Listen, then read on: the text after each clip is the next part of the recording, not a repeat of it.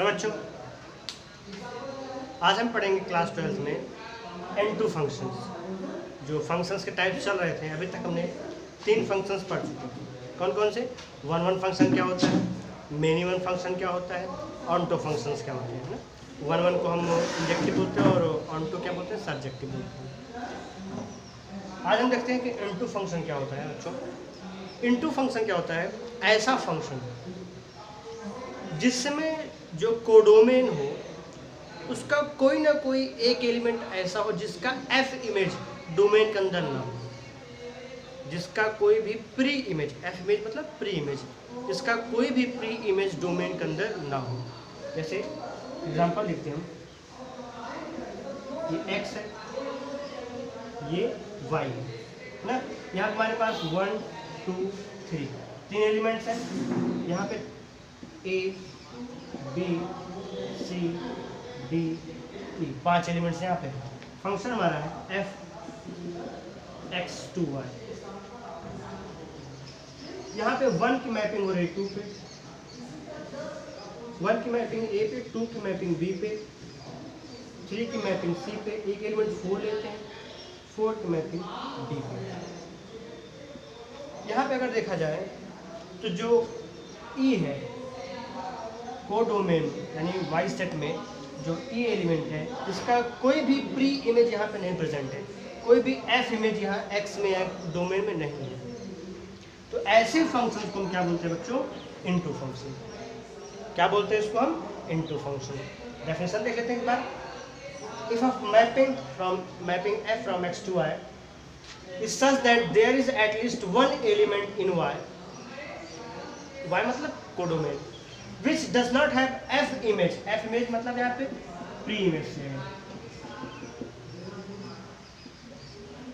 Pre image in x मतलब domain, then the function is said to be N2 function।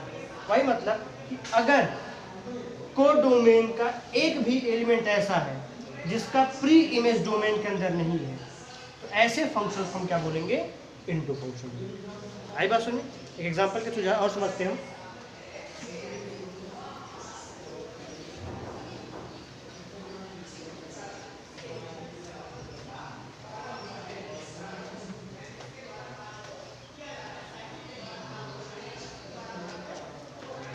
Function हमारा है f x2y। यहाँ पे elements है a b c d, यहाँ पे है e f g ना। a की मैपिंग हो रही है e पे, b की मैपिंग हो रही है e पे, c की मैपिंग f पे और d की मैपिंग भी f पे ना। यहाँ पे देखा जाए तो g का कोई प्री इमेज नहीं है। यहाँ पे a और b का इमेज क्या है? e, c और d का इमेज क्या है? f। या कह सकते हो e का प्री इमेज क्या है? a और b, f का प्री इमेज c और d, लेकिन g का प्री इमेज नहीं आता। ये जो फंक्शन है, ये फंक्शन हमारा कहलाएगा N2 फंक्शन। समझ में? ये हो गया हमारा N2 फंक्शन। वीडियो पास करके इसको नोट कर लीजिए, फिर हम आगे बात करते हैं।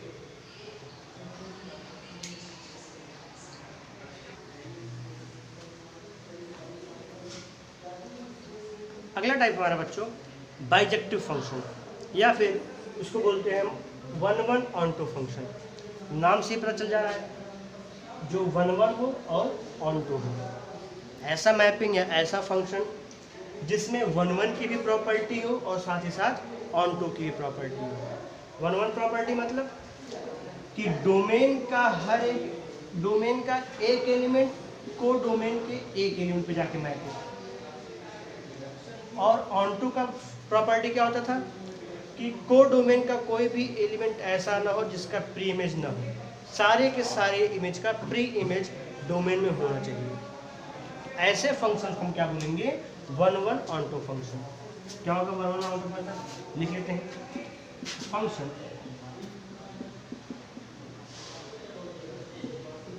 is said to be 1 onto if.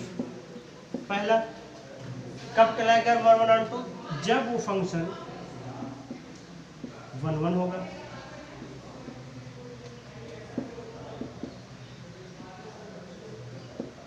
Function क्या होगा बच्चों, 1 1 होगा। दूसरा, जब वो फंक्शन क्या होगा, ऑन टू होगा। समझ में, 1 1 की भी प्रॉपर्टी होनी चाहिए इसमें और ऑन टू की भी प्रॉपर्टी होनी चाहिए। एग्जाम्पल देख लेते हैं। हमारे पास एक फंक्शन है, गिवन है, f है a, 1 b, 2 c, 3। समझ में, फंक्शन हमारा क्या, x2 y हो गया सेट a, हो गया set x, set y, function f। x के क्या क्या एलिमेंट्स होंगे, a b c, a b c। y के क्या क्या एलिमेंट्स होंगे, 1 2 3, 1 2 3। a की मैपिंग क्या है, 1। b की मैपिंग क्या है, 2। c की मैपिंग क्या है, 3। समझ में, यहाँ पे देखा जाए तो डोमेन के हर एक एलिमेंट का अलग अलग इमेज को डोमेन के अंदर है और को डोमेन का एक भी एलिमेंट खाली भी नहीं है। तो ऐसे मैपिंग को हम क्या बोलेंगे, 1 1 ऑन टू या बाइजेक्टिव। क्लियर बात, फिर देख लेते हैं 1 1 ऑन टू मैपिंग क्या होता है। ऐसा मैपिंग जो 1 1 भी हो और ऑन टू भी हो। क्लियर बात करें अगर, तो डोमेन का एक एलिमेंट को डोमेन की एक एलिमेंट पे जाके मैप हो, और को डोमेन का कोई भी एलिमेंट छूटना नहीं चाहिए। छूटना नहीं चाहिए मतलब उसका कुछ ना कुछ प्री इमेज डोमेन के अंदर होना चाहिए। समझ में, उसका कुछ ना कुछ प्री इमेज डोमेन के अंदर होना चाहिए।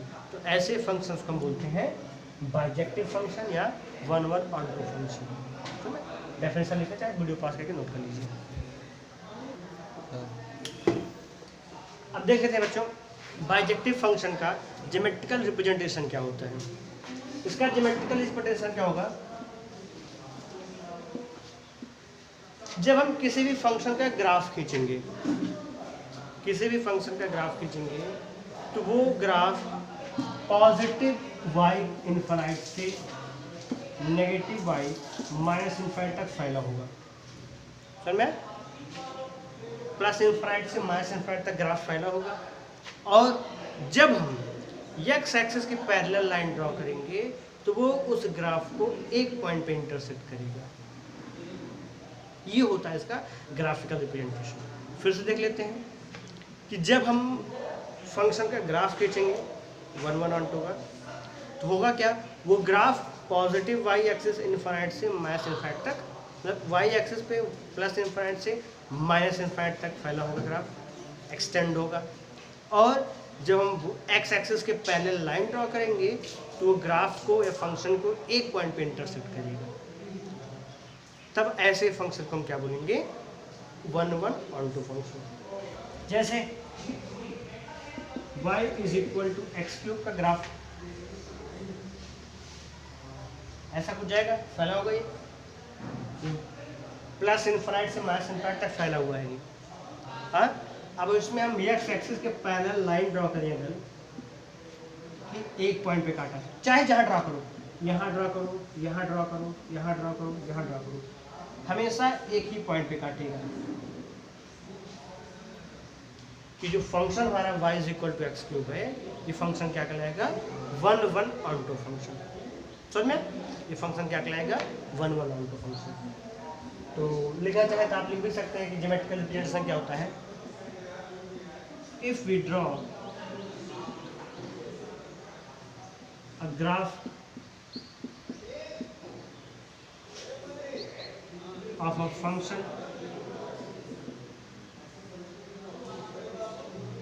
and it is extended from plus infinite to minus infinite along y axis। जब कोई ग्राफ ड्रा करें इसके नाम ग्राफ जब ड्रा करें तो प्लस इनफाइनाइट से माइनस इनफाइनाइट तक फैला हो y एक्सिस के नाम। And if we draw a line parallel to x-axis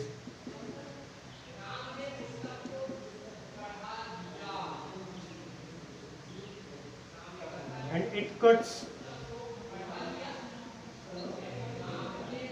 the given function या given graph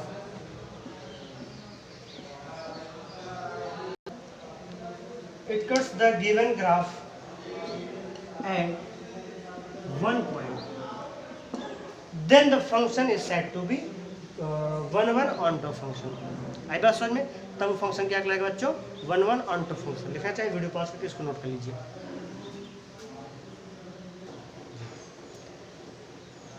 एक एग्जांपल और देख लेते हैं बच्चों वन onto फंक्शन का. एक फंक्शन दिया हमको y is equal to 2x + 3 ना. चेक करते हैं कि क्या ये वन फंक्शन या वन onto फंक्शन है कि नहीं. सिंपल सा पहले हम देखते हैं इसका ग्राफिकल रिप्रेजेंटेशन के साथ. इसका अगर ग्राफ बनाए बच्चों, इसका कंपैरिजन करो y is equal to mx plus c. तो यहाँ पे m की वैल्यू क्या आ गई है 2, c की वैल्यू आ गई है 3, यानी y एक्सिस पे इसका इंटरसेप्ट कितना होगा 3 होगा. तो इसका ग्राफ समथिंग ऐसा जाएगा, यहाँ पे 3 पे काटेगा 0,3 पे. ये हो गया इसका graph y is equal to 2x + 3 का. सुन ना, ये हमारा हो गया x एक्सिस, ये हो गया y एक्सिस और दिस इज ओरिजिन. ये जो ग्राफ गया हमारा बच्चों, ये ग्राफ किसका है? y is equal to 2x + 3 का ना. अब हम देखते हैं कि क्या ये जो ज्योमेट्रिकल रिप्रेजेंटेशन था उसके कंडीशन को सेटिस्फाई करता है. तो फैला हुआ है ग्राफ, ना फैला हो तब भी चलता है. जो हम बताए थे ना प्लस इन्फिनिटी से माइनस इन्फिनिटी तक फैला हो, इससे कोई बात नहीं. फैला हो भी सकता है, नहीं भी हो सकता है. लेकिन मेन चीज़ क्या होती है, जब हम एक्स एक्सिस की पैरेलल लाइन ड्रॉ करें तो एक पॉइंट पे ही इंटरसेक्ट करना चाहिए. हम ड्रॉ करते हैं, हमने एक लाइन खींचा x1.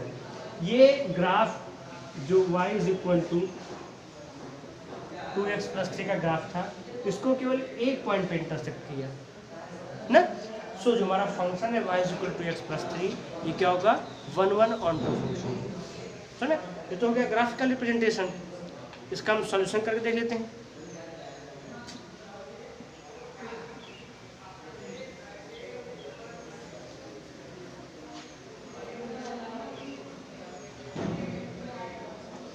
सॉल्यूशन अगर देखना चाहे वन चेक कर लेते हैं पहले हम. फॉर वन के लिए हमने क्या कहा था, अगर if fx1 is equal to fx2 है तो x1 बराबर x2 होना चाहिए. चेक करते हैं fx1 क्या हो जाएगा 2x1 + 3 is equal to 2x2 + 3. 3 से 3 कैंसिल हो जाएगा. 2x1 is equal to 2x2, 2 से 2 कैंसिल, x1 बराबर x2. फंक्शन क्या हो गया बच्चों हमारा वन हो गया. समझ में? ऑन्टो के लिए क्या होना चाहिए कि कोडोमेन में ऐसा कोई एलिमेंट नहीं होना चाहिए जिसका एफ इमेज ना बने ना. यहाँ पे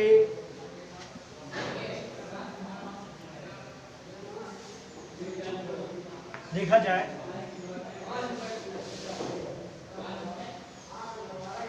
अगर हम सेट ले लें, कोई से कुछ पॉइंट्स निकाल लेते हैं. एट x बराबर 0, y बराबर क्या आएगा 3.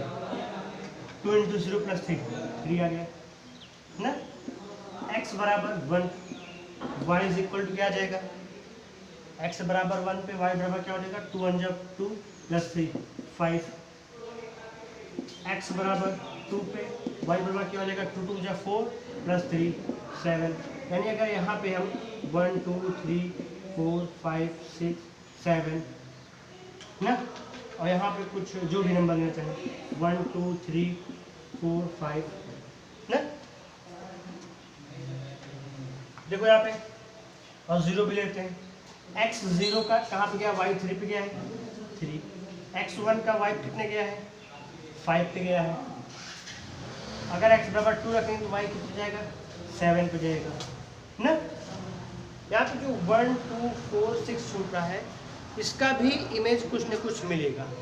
अगर हम बात करें फंक्शन हमारा है रियल फंक्शन है, real valued function from R to R। यहाँ पे दो केसेस होंगी। ये जो 2x+3 है ये 1 1 ऑन टू कब होगा? जब ये फंक्शन हमारा रियल वैल्यूड फंक्शन होगा। In the case of natural number, जब नेचुरल नंबर होगा यहाँ पे तब ये हमारा ऑन टू नहीं होगा, 1 1 होगा। लेकिन हम यहाँ बात कर रहे हैं रियल वैल्यूड फंक्शन की। यहाँ पे 1 के लिए क्या होगा? यहाँ पे हम y बराबर 1 रखें, y इज इक्वल टू 1 क्या हो जाएगा? यहाँ पे 1 इज इक्वल टू 2x+3, 3 के तहत माइनस हो जाएगा। 1 - 3 is equal to 2x, 2x is equal to -2, x is equal to कितना आ गया बच्चों? -1 आ गया ना। यानी इसका एक इमेज क्या मिला यहाँ पे? -1, क्योंकि ये रियल नंबर का सेट है, इसमें -1 कहीं ना कहीं होगा। समझ में नहीं? तो जब फंक्शन का रियल वैल्यूड फंक्शन होगा तो y is equal to 2x+3 हमारा क्या होगा? 1 1 ऑन टू होगा। 1 1 हम पहले दिखा चुके, ऑन टू यहाँ से हमको पता चल गया कि अगर यहाँ पे -1 होता तो -1 पे क्या मिलता? +1। ऐसे 2 का भी निकाल लो अगर निकालना चाहो। यहाँ पे अगर y बराबर 2 रखें तो क्या मिलेगा? 2x+3, 3 इधर माइनस हो जाएगा।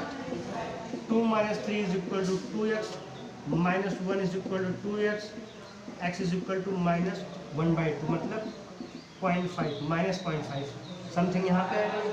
इसका इमेज यहाँ पे, यानी इसके डोमेन के हर एक एलिमेंट का कुछ ना कुछ प्री इमेज यहाँ पे प्रेजेंट होगा। समझ में? ये जो फंक्शन हमारा है y is equal to 2x+3 ये क्या होगा बच्चों? 1 1 ऑन टू होगा। कब होगा? जब फंक्शन रियल वैल्यूड होगा, रियल नंबर से रियल नंबर का होगा तब। अगर गलती से फंक्शन हमारा ऐसा हो गया नेचुरल नंबर से नेचुरल नंबर या होल नंबर का, कि हमारा जो फंक्शन है, या फिर इंटीजर का फंक्शन हो जाए i से i, तो फंक्शन हमारा 1 1 तो होगा लेकिन ऑन टू नहीं होगा। समझ में? यहाँ पे कुछ ऐसे एलिमेंट्स हो जाएंगे जिनका प्री इमेज नहीं मिलेगा हमको। तो आई होप आपको 1 1 ऑन टू समझ में आया होगा। लिखना चाहे बिल्कुल नोट कर लीजिए वीडियो पास करके।